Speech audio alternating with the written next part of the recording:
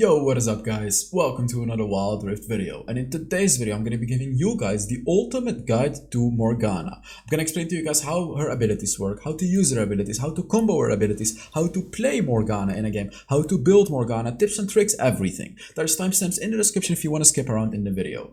By the way, I'm doing a skin giveaway this month as well. All you have to do to enter is put down a comment under this video, giving away 15 skins. So, let's get into the video. Morgana is a very interesting champion. It's a mage champion, so let's talk about her. She's pretty easy to understand. So, her passive. Morgana heals for 20% of the damage dealt with abilities against champions, large monsters, or against champions or large monsters. So let's take a look at how it works. I'm gonna take some damage by this turret, and if I damage this enemy with an ability, boom, I'm healing up, as you can see. When I'm damaging her with my abilities, I heal up. You know, with my ultimate, I heal up a lot because it deals a lot of damage, of course. So when you're low... Oh, I'll talk about the combos later, actually. Combos are going to be coming later. First, the explanations. So that's how the passive works. Morgana heals for 20% of the damage dealt with abilities against champions or large monsters. Her first ability... Now, this ability is probably the biggest meme ability of Morgana. Because let's just take a look. Let's just take a look.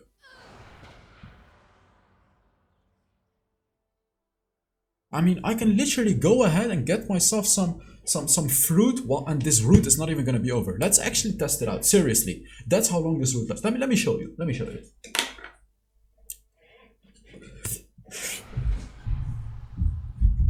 Here. Look at that. I have fruit. Like I could. Oh, I thought it was. No, it's still good, by the way. It's because of my green screen that it looks like this. But I can literally go ahead and get some fruit. That's how long the route is. So what's the point that I'm trying to make here? Right? Am I just getting my fruit for nothing? No. I'm doing that to show you that this is an incredible CC ability. If you are able to hit this ability, the route duration is just through the roof. At level 1, it's 2 seconds, which is already incredibly long, by the way, and it keeps going up.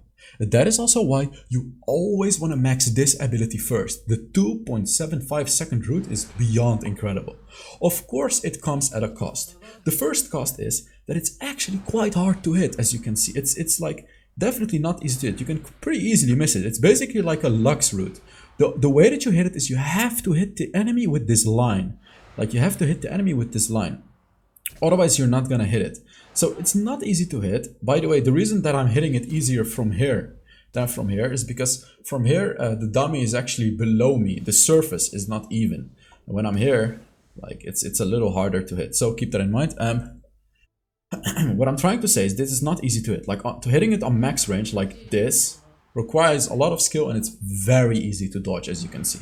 So what are some ways to hit it more easily? The first way is, if the enemy is already stunned, boom, you can stun them even further, you know, root it. The second way that it's easier to hit is if an enemy is chasing you, like let's say this dummy is chasing me, all you have to do, auto-aim. You auto-aim and it's going to shoot it behind you, and you're very likely going to hit that enemy, right?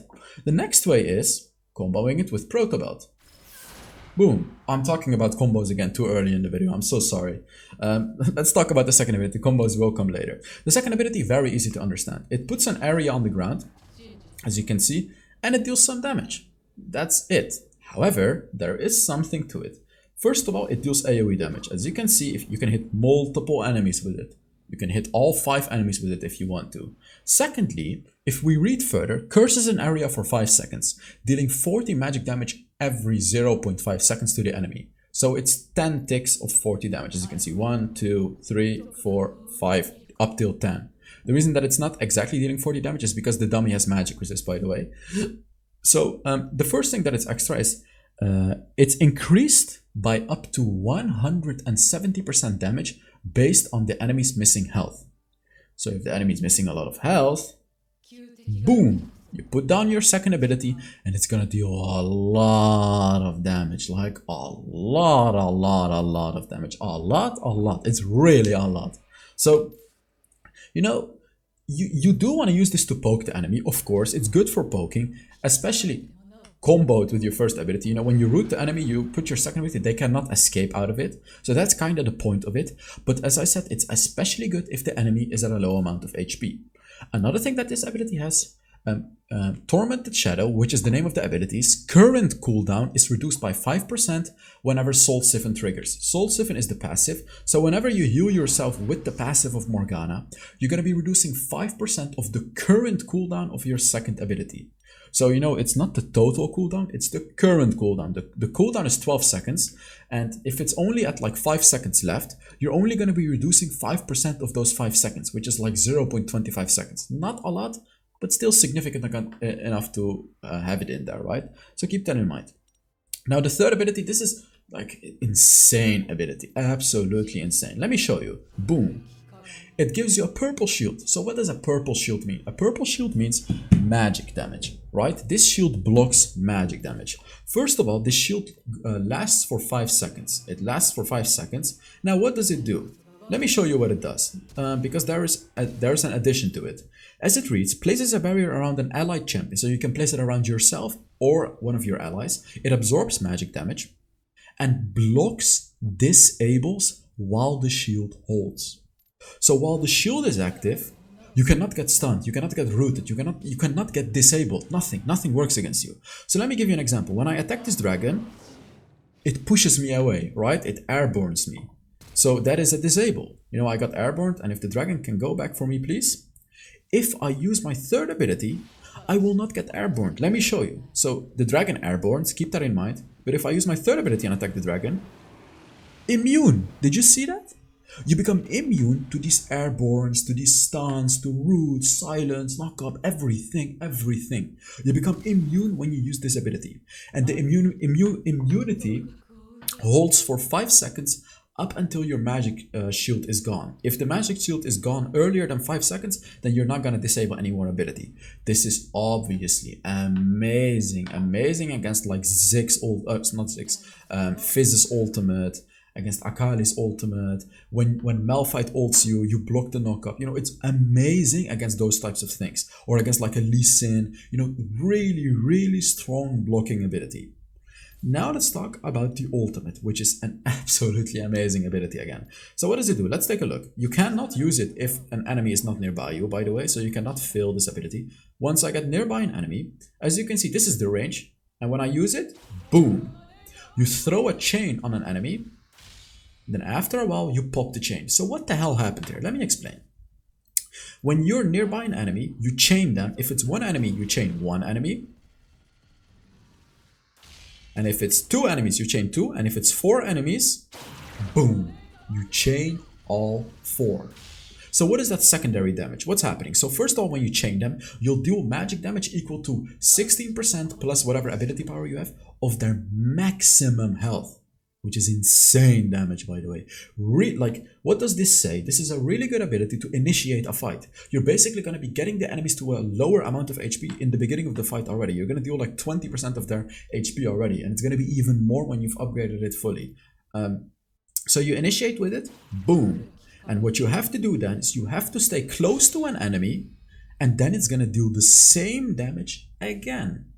As you can see, you know, you deal 21.7% of their HP when you proc it, and you deal 21.7% after 3 seconds. The chain holds for 3 seconds. 1, 2, 3. And it stuns the enemy for 1.5 seconds if you've held the chain.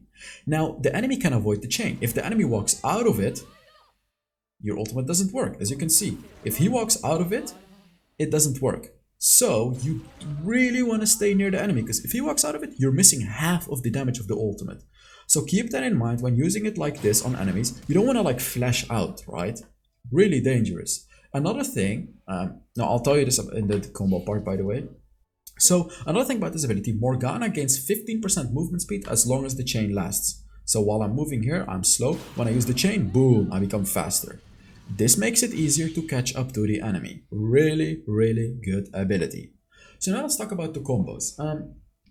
Oh, by the way, the skill order that you want to upgrade your abilities. First of all, your first ability, definitely. And then here you have alternatives. So you either fully upgrade your second ability, or you fully upgrade your third ability second. You fully upgrade the third ability second if the enemy has a lot of annoying CC, because it's going to reduce the cooldown by a lot, from 18 seconds to 12 seconds. So if you need defense, you fully upgrade the Black Shield first. If you need offense, you fully upgrade the Tormented Shadow first. I don't really recommend Tormented Shadow fully upgrade because it only gives you more base damage. Not the most amazing thing, to be honest. So that's why I generally recommend you to fully upgrade the Black Shield. The defenses that it gives is just amazing. So let's talk about the combos. First of all, the first ability. Very important to, combo this properly. First way, how can you hit it more easily? Because as you can see, not easy to hit. Definitely not easy. First of all, Proto Belt.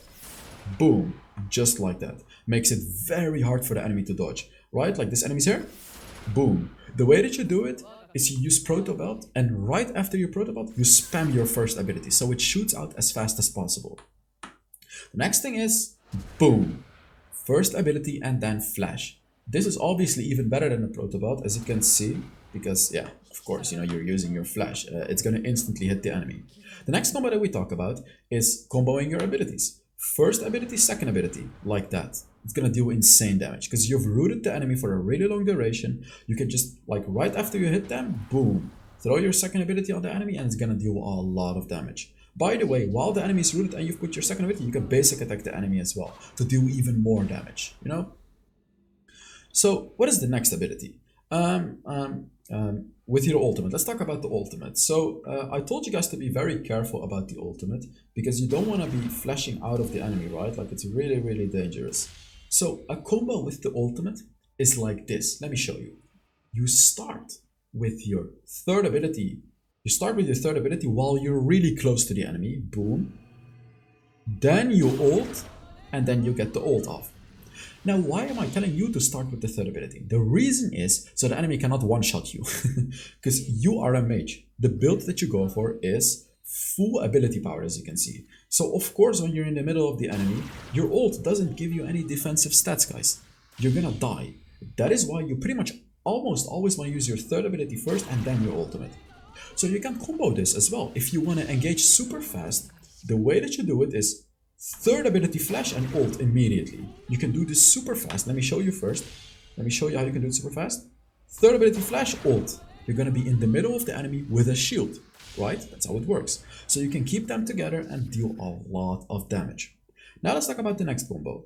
If you're able to hit an enemy with your first ability and second ability, you can follow it up. You can follow it up with your ultimate as well. Let me show you how that works. So you do first ability, second ability, and ultimate. What's going to happen is right after the root, they get stunned as well. So you're going to effectively CC the enemy for like 5 seconds. So you can also do it the other way around.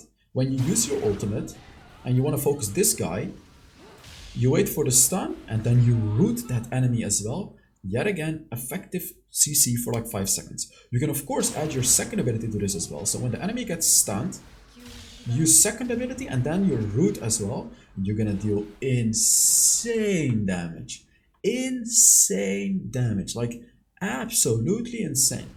And I actually have to backboard to show you the last combo that I have. Because of course I showed you the Proto Belt combos, right? Like, you can Proto Belt, it's really good. But there is another combo. Let me show you. This one is really amazing too. So I saw my Proto Belt. And what I'm gonna buy is a Stasis Enchant. So let me show you what I'm talking about. I have to put the dummies here. So here are the 5 dummies. Of course you can ult them normally, right? It's very amazing. But as I said, Morgana doesn't get any defense during your ultimate. So you're extremely vulnerable to die during your ultimate. What can you do? You use your ultimate. Actually, let me show you. No, wait. Let me show it again. What can you do? First, you use your third ability, then ultimate. Let's say they destroy your third ability. What do you do then? Let me show you what you do. So you use third ability, ultimate. They destroy my third ability. Stasis Enchant. And it's still gonna work. Your ultimate works through the Stasis Enchant, guys. Boom. Just like that. So what you can do, if there is like, let me show you an example of how this can be insanely powerful. So it's absolutely incredible how much you can do with this. Let's say all of the enemies are near the Baron. They're taking Barons. Enemy dummy, enemy dummy, enemy dummy, and here. Obviously, you don't want to dive them on your own. So how can you dive them? Flash, third ability, ultimate, they all attack you. You use Stasis Enchant in the Baron Pit and boom. You stun 5 enemies in the Baron Pit and your team wins the fight. It's a free fight. It's incredible. And a little bonus, by the way, you can do even more damage. You flash third ability, ultimate, second ability, and then you use your stasis. Because your second ability is also gonna deal a lot of damage on them, guys. So, that was the guide on Morgana. Let me now show you how to build Morgana. This champion is gonna be super fun, by the way, like incredibly fun. If you enjoyed the video, by the way, make sure you give it a like. Let's get into the build now. Yeah. Also, yeah, keep in mind, put a comment under the video. Let me know what you think of Morgana. Also for the skin giveaway, right? So let's talk about the build. Keep in mind, Morgana came out like an hour ago, or not, like 30 minutes ago. And this build is probably gonna change. But this is the build that I have for you guys right now. First item, Luden's Echo, gives mana, gives ability haste, and gives ability power. And the amazing passive. Perfectly synergizes with Morgana. Just get this one as your first. Is the enemy tanky? Then I recommend the Liandry's. Perfectly synergizes with your ultimate, perfectly synergizes with your second ability, but only if the enemy is tanky. Otherwise, if the enemy is squishy, boom, you slap a Rabadon's Death Cap and skip out the Liandry's all the way, like you just skip the item. Void Staff is a really good third item. However, you can also get the Green Book as your third item. The reason that I'm saying the Green Book is because Morgana is not really a burst heavy champion. Morgana is more about CCing the enemy and destroying them. And the reason that the Green Book, which is this item, is especially powerful is because the enemy has a lot of time to heal, right? Like if you've rooted an enemy for 3 seconds, then stun that same enemy for 1.5 more seconds, maybe their support Nami is gonna heal that enemy up, right? Heal them up, you're not gonna kill them anymore. The Green Book is gonna give you grievous wounds.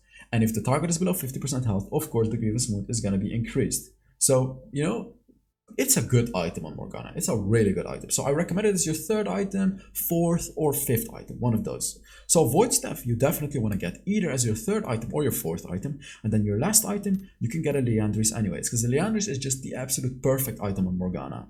By the way, you can actually also get a Crystallines Reflector as like your second item if you're up against a Zed or something, because it's going to be a rough matchup against a Zed, because he's going to destroy you. You don't have armor. So if you're against a Zed, boom, you can slap the Crystallines Reflector and build the Rabadon's Death Cap a little later.